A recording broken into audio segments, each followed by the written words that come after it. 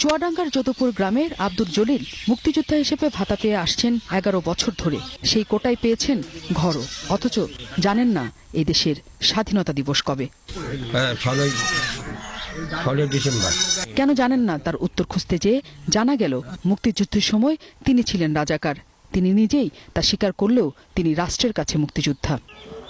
না, ওরা সত্যি, ওরা মিথ্যে কথা না, ওরা আমি সারেন্ডার করি। আমার আব্বা ডবল মুক্তিযোদ্ধা, অন্য লোক যদি হয় সিঙ্গেল, আমার বাবা ডবল মুক্তিযোদ্ধা। সরকারের কাছে রাজাকার পাকা ঘর পেলেও যারা আসল মুক্তিযোদ্ধা তাদের ঘর মলিন। এমন রাজাকার যারা সেজেছেন মুক্তিযোদ্ধা তাদের সংখ্যা যদুপুর ইউনিয়নেই অনেক।